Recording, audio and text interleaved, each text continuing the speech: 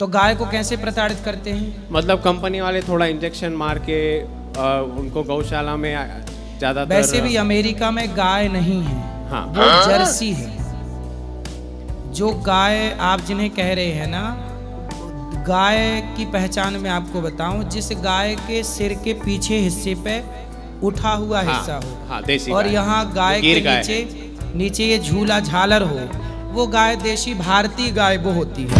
भारत में भी गायों की कई प्रजातियां हैं, पर ये देशी गाय बोली जाती है। इसलिए वहाँ की गाय को चारा के संग मांस खिलाया जाता है और वो खा लेती है। हमारी देसी गाय कभी मांस नहीं खा सकती। तो वही पूछना था कि अगर दूध पी भी लिया जाए तो वो पाप क्या हम पे पड़ेगा? यदि हम डॉक्टरों की भाषा में बात करें तो जर्सी गाय का दूध हमारे लिए हितकर है ही नहीं। दूध की यदि बात कही गई है, जहाँ जहाँ दूध बात आई, दूध दही की बात आई, घी की बात आई, वहाँ वहाँ केवल शुद्ध देसी गाय का दूध। नहीं है गाय तो भैंस होनी चाहिए। किसान ने ही अपनी कसौटी में खरा नहीं परखा, आप टेस्ट करा लीजिए उसके, तो दूध का जो गुणवत्ता दूध में होनी चाहिए, देसी गाय की जो गुणवत्ता है वो उसके दूध में नहीं आती। एक आखिरी प्रश्न है, जो अभी सुप्रीम कोर्ट का ऑर्डर आया था दिल्ली में कुत्तों को हटा के साइड में डाल दिया जाए। सुप्रीम कोर्ट ने कहा कुत्तों को कहाँ डाल दो? मतलब जो रास्ते के कुत्ते हैं, हाँ, लावारिस, उनको बोला है कि एक एरिया में डाल दो, सबको जमा करके उठा करके, हाँ, और वहाँ पे फिर उनकी खातिरदारी होगी नहीं होगी पता नहीं, कौन देखता है या नहीं देखता है उसका कुछ ये नहीं है। तो बहुत लोगों को बुरा लगा है कि हमारे जो कुत्ते साथ में रहते थे उनको अभी मतलब सरकार ने शायद इस दृष्टिकोण से किया हो, वो सब नियम कोटने के कहीं लोगों को परेशान करते होंगे कुत्ते। हाँ, तो दोनों दृष्टिकोण है। कुत्तों को देखो, गलियों में ना घूमेंगे कुत्ते तो कहाँ जाएंगे, पहला तो सही ये बात है। हाँ, दूसरा ये है कि कुत्ते यदि लोगों को काटने लग जाएं, बच्चों की जान लेने लग जाएं, तो वो एक प्रकार से खतरा भी है। इसलिए उन्हें किसी सुरक्षित स्थान पर रखा जाए और उनकी देखरेख यदि कोई करे ठीक तरीके से, क्योंकि कुत्ता भी हम प्राणियों के साथ वर्षों से रहे हैं। इसलिए हम सनातनी लोग पहली रोटी गाय की और आखिरी रोटी कुत्ते की निकालते चले आए हैं। सब अपनी अपनी जिम्मेदारियों से ना पीछे हट गए, इसलिए संकट सब पे आया। इंसान भी संकट में है, कुत्ते भी संकट में है, जंगल में हाथी भी संकट में है, शेर भी संकट में है। हाँ। केवल गली के कुत्ते नहीं, जंगल खत्म हो जाने से हर जंगली जीव संकट में है। अभी मैं एक दिन पढ़ रहा था अब एक जगह कि वाइट कलर का गैंडा होता है, हाँ, होता है, वो एक गैंडा बचा था, तो एक गैंडा बचा था वो भी मर गया। अब पूरी दुनिया में प्रजाति लुप्त हो गई, जबकि वाइट गैंडा करोड़ों वर्षों से जंगल में रहते आए हैं। लेकिन इंसान के प्रदूषण ने, इंसान के रख रखाव ने, मतलब बहुत सारे जीव जंतु हैं जो खत्म हो चुके हैं। एक मनुष्य ने जो करोड़ों वर्षों की संरचना थी ईश्वर की, और वो सरवाइव करते आए, चले आए पीढ़ी दर पीढ़ी, पर अब उन्होंने दम तोड़ दिया।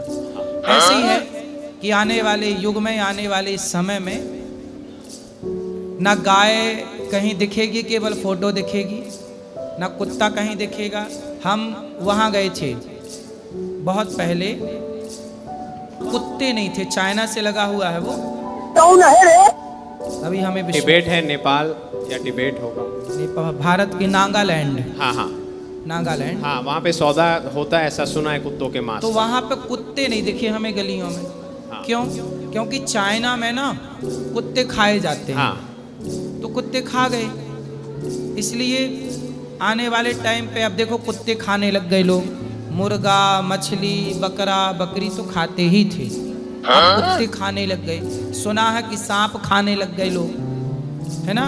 आने वाले टाइम पे आप सुनेंगे कि लोग मनुष्य खाने लग गए। हाँ, आदमी का मांस, ये डर लगा रहता है मन में। किसी, आपको पता है, आप तो हमसे ज्यादा पढ़े लिखे, बताइए दुनिया में ऐसा कहीं है कि आदमी को खाया जाए? सुना आपने? बिल्कुल नहीं। नहीं, मैंने कहीं सुना था कि लोगों को भी लोग खाने लग गए हैं। तो आने वाले टाइम पे इंसान इंसान को खाएगा। अब आदमी अपनी संस्कृति को भूलता चला जा रहा है, गलत रास्ते पर चला जा रहा है।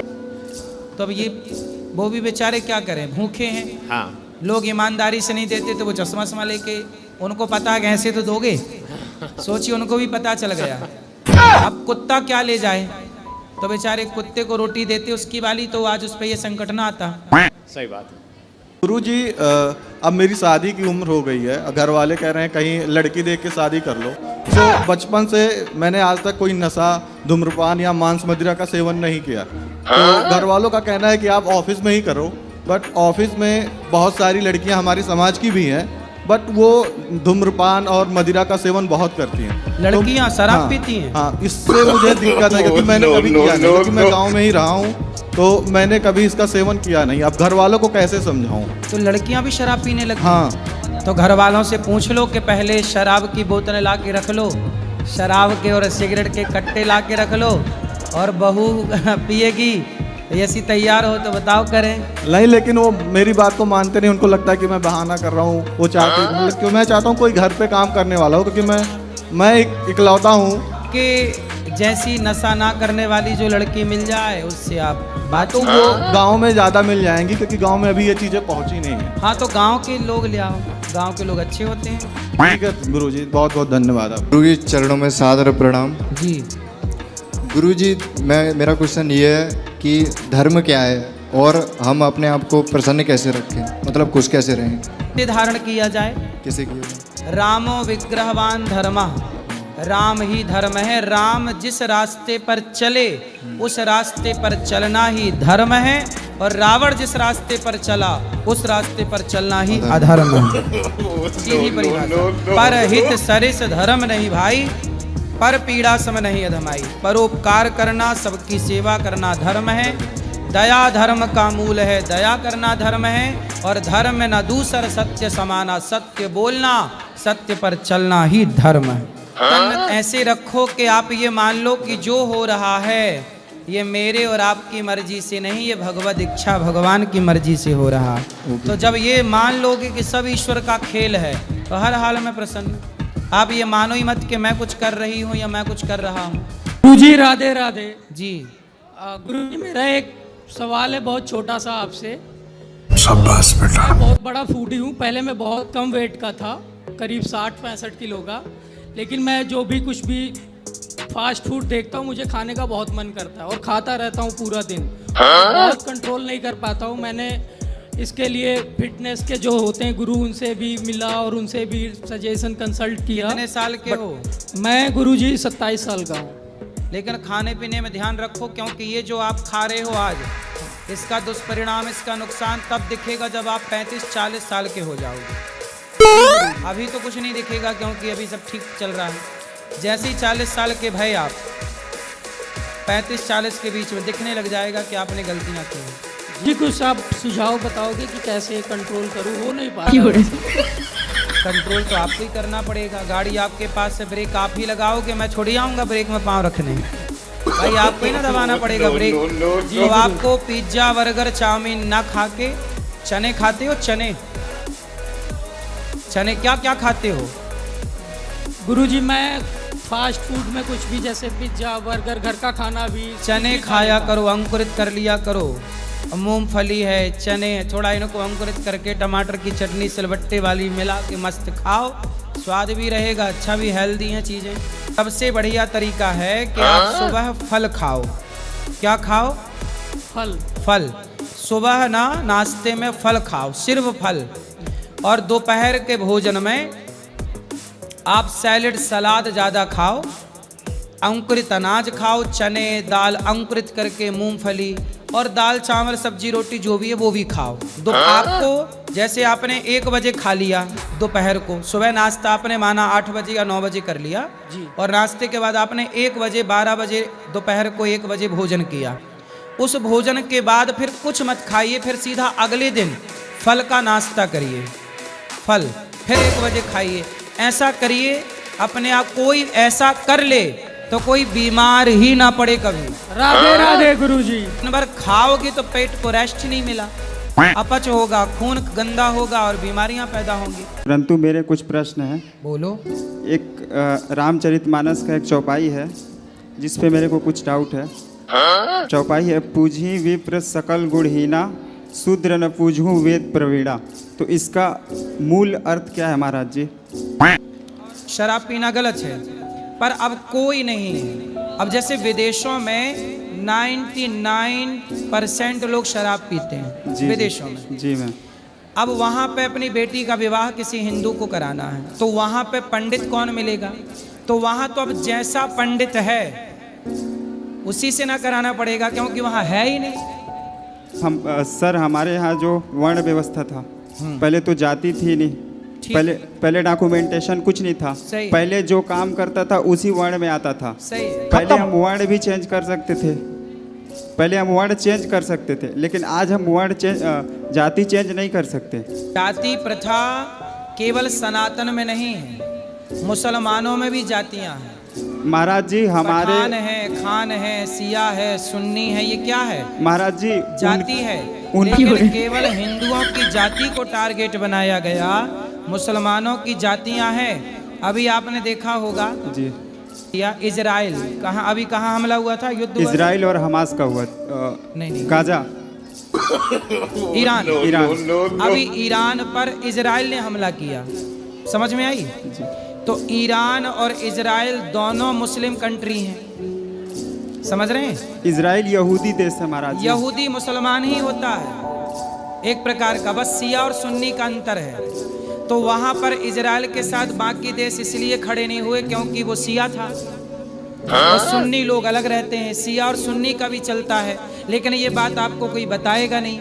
मुसलमानों में भी जातियां हैं। सनातनी इतने नहीं लड़ते कभी जातियों के नाम पे जितने जातियों के नाम पे दुनिया लड़ रही है, पर ये बात पता नहीं है, लोग समझते नहीं या समझाना चाहते नहीं, बात सही पहुंचती नहीं। महाराज जी जो गांव की स्थिति है बता रहा हूँ मैं, जो हाँ। छोटी जाति के लोग हैं उनके यहाँ न ब्राह्मण जाते हैं, न शादी ब्याह में उनके यहाँ कोई कर्म कांड नहीं कराते, तो इस मन से वो दुखी होकर दूसरे धर्म में कन्वर्ट हो रहे हैं। मेरे यहाँ पे नहीं, पर ये क्रिश्चियन में गलत कन्वर्ट है हो रहे हैं। भाई। क्यों नहीं जा रहे हैं? क्योंकि जो वहाँ महाराज के- जी वो हम यदि सनातन को नहीं जोड़ेंगे तो सनातन बिखर जाएगा। ये तो उनकी अपनी जिम्मेदारियां हैं ना। वहाँ जो लोग हैं, जैसे आपके गांव, आपके क्षेत्र में आपकी जिम्मेदारी है, इस क्षेत्र में यहाँ पे मेरी जिम्मेदारी है। एक व्यक्ति सब तरफ नहीं पूज सकता, इसलिए सब तरफ जो जहाँ बैठे हैं वो अपनी समझदारी से सनातन को जोड़ के चलें, आपस में लड़ाई और भेद पैदा ना करें। जो भगवान विष्णु का अवतार एक बुद्ध अवतार हुआ है, ठीक तो है। क्या वो बुद्ध वही है जिन्होंने बौद्ध धर्म की स्थापना की, या फिर वो बुद्ध अलग है? अलग है। जो बौद्ध धर्म की स्थापना हुई जी वो बुद्ध अलग हैं। जी जो हमारे सनातन धर्म के बुद्ध हैं वो जनेऊ पहनते हैं, यज्ञोपवीत धारण करते हैं, जो हमारे बुद्ध भगवान हैं। जी और वो बुद्ध भगवान सनातनी हैं, जी। वो अलग रास्ता नहीं बना रहे हैं।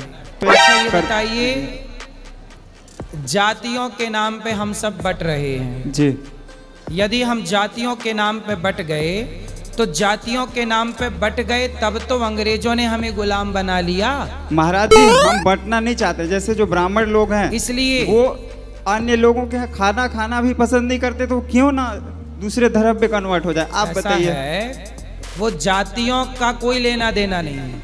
इसलिए हम सनातनियों को चाहिए कि हम संगठित होकर के अपने राष्ट्र को सुरक्षित रखें। यदि हम बट गए तो हम घट जाएंगे और मिट जाएंगे। इसलिए हमें आपस में बटना नहीं। देखो, सबको गौरी गोपाल में गले लगाता हूँ मैं, तो कोई देखो मैं अपना ठेका ले सकता हूँ। जी।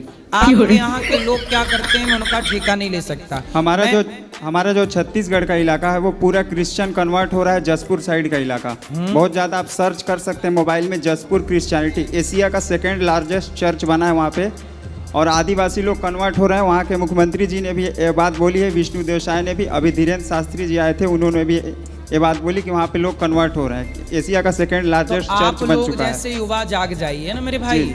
और आप जैसे लोग जाग करके राष्ट्र की, सनातन की यही तो सेवा है। नहीं तो उनको समझाओ, उनको बताओ, यदि आप क्रिश्चियन हो गए, आप मुसलमान हो गए, जी जी। तो क्या मुसलमान आपको वो सम्मान देंगे जो आपको उनके लोगों को सम्मान मिलता है? कभी नहीं देंगे वो सम्मान। इसलिए मोहम्मद गौरी का साथ दिया तो था जयचंद ने, जी जी। भाई जयचंद ने भी तो कह दिया कि मोहम्मद गौरी हम तुमसे हाथ मिला रहे हैं। पृथ्वीराज चौहान को छोड़ हाँ, तो मोहम्मद गौरी ने भी तो उस जमाने में आप ये कह सकते हैं कि धर्मांतरण कर लिया। लेकिन ऐसे जयचंद को मोहम्मद गौरी ने चौराहे पे खड़ा करके दंड दिया कि जब तुम अपने समाज के ना हो सके, अपने परिवार के ना हो सके, तो हमारे क्या बनोगे। ऐसे ही मुसलमान या ईसाई लोग जो हिंदू धर्म परिवर्तन करके जाते हैं, वो ईसाई और वो मुसलमान बाद में कहेंगे कि जब तुम अपने संस्कृति अपने धर्म के ना हो सके तो हमारे क्या बन जाओगे। वो कल को लात मार के निकाल वर्ड होंगे तो बढ़ ही जाएगा उनका। इसलिए आप जैसी युवाओं को आगे आना चाहिए और जिनके अंदर ये भेद है जी उनको ठीक करो। ये बीमारी है, जैसे बीमारी दवाई देने से ठीक हो जाती है, ऐसे छुआछूत और जातवाद की ये बीमारी कुछ लोगों के भीतर है, वो निकाल कर फेंको और सब गले लग करके प्रेम से सनातनी लोग रहो। हम 4 भाई हैं, ब्राह्मण क्षत्रिय वैश्य शूद्र, हम सब लोग एक हैं, कभी 2 नहीं थे, कभी अलग अलग नहीं थे। जी मैं बहुत टाइम से आपकी प्रश्नोत्तरी में आना चाह रही थी, लेकिन आज पहली बार मैं आई हूँ।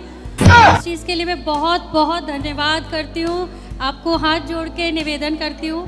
मेरा ऐसा कोई सवाल नहीं है। सबसे पहले तो जो आपने मीडिया के सामने माफ़ी मांगी है तो वो आप मत करिए, और जो आपने बोला है वो बहुत सही बोला है। लड़की जिस तरीके से जा रही है, जिस लाइन में जा रही हैं आजकल की जो लड़कियां हैं, वो बिल्कुल गलत है, और वो उन्हीं पेरेंट्स को प्रॉब्लम है जिनके बच्चे उस लाइन में हैं। लेकिन जिनके पेरेंट्स अच्छे संस्कार दे रहे हैं, अपनी बेटियों को अच्छी तरह से पाल रहे हैं, उनको इस चीज़ पे कोई ऑब्जेक्शन नहीं है। गलत थे, चोर को चोर कह दिया तो मिर्ची लगेगी। बिल्कुल, चोर को चोर बोल दिया तो मिर्ची लगेगी लगेगी, लेकिन आप चोर को चोर बोलिए, आप बोलिए, इससे समाज में सुधार आएगा। जरूर हम और बोलते रहेंगे। जो कर रहे हैं उनको जो कर रहे हैं वो करने दीजिए, जो बोल रहे हैं बोलने दीजिए। मैं आपसे एक चीज पूछना चाह रही हूँ, बताओ। आप जैसे सास बहू को लेके बोलते हैं कि बहुओं को सास की सेवा करनी चाहिए और उनकी मतलब बुढ़ापे में साथ देना चाहिए, तो मैं आपसे एक चीज़ पूछना चाहती हूँ, अगर कोई बहू अपनी सास और ससुर की बहुत अच्छे से सेवा करते हो, उनको साथ रखते हो, हर चीज़ करते हैं, लेकिन सास ससुर अगर बहू की कदर ना करे और हर वक्त बोले घर से निकलो या मेरा सब कुछ है। बहू बेटा को सबसे पहले तो अपने पाँव पे खड़ी होना चाहिए। हम बच्चों को कहते हैं कि आप अपने पिता के भरोसे भी मत रहो, पिता की सेवा करो, माँ की सेवा करो, पर माँ बाप के आश्रित रहकर नहीं। आप इतने सक्षम बन जाइए, सेल्फ डिपेंड बन जाइए कि पिता की सेवा आप अपने बल से करें। कि जो माता पिता अपने बच्चों में भेदभाव करते हैं वह माता पिता भी नरकगामी होते हैं। गलतियां हर जगह बच्चों की ही नहीं हैं, बहुत सारे केसों में माता पिता की भी गलतियां हैं कि बहू बेटा अच्छे हैं पर माँ बाप सेवा नहीं लेना चाहते, तो गुरुजी वो पैसे के एटीट्यूड में रहना चाहते हैं कि तो हमारा है। लेकिन आपसे मेरी प्रार्थना है कि आप सभी बच्चे अपने को इतना सेल्फ डिपेंड आत्मनिर्भर बनाइएगा कि आपको माँ बाप से भी फूटी कौड़ी लेने की जरूरत ही ना पड़े। नहीं गुरुजी, मैं और मेरे हस्बैंड दोनों ही वर्किंग में हैं। हस्बैंड जॉब करते हैं, मैं बिजनेस करती हूँ। माँ बाप ऐसे होते हैं कुछ, जो शिकायत आपकी है ऐसे बहुत लोगों की शिकायत है। मतलब बहू की बेटी की कोई गलती नहीं है ना? कई बार बेटा गलत नहीं होता, बहुएं गलत नहीं होती, कई बार कुछ केसों में सास ही गलत होती है। और सास की सेवा, माँ की सेवा आता है ना, वो कहती है सुनो, और जहाँ बहू के बारे में या बेटे के बारे में आते ना, वहाँ टीवी बंद कर देती है, वहाँ वो नहीं देखती है। मतलब कपटी है आपकी सास। हाँ, वो नहीं देखती है, बस वो कहती है। हाँ, बस ये है। सच को स्वीकार ना करना यह भी पाप है। बिल्कुल। कोई बात नहीं, आप सदा उनके ऋणी हैं और उनके प्रति श्रद्धा रखिए। बेटा कुछ बोलना चाह रहा है बेटी? गुरुजी राधे राधे।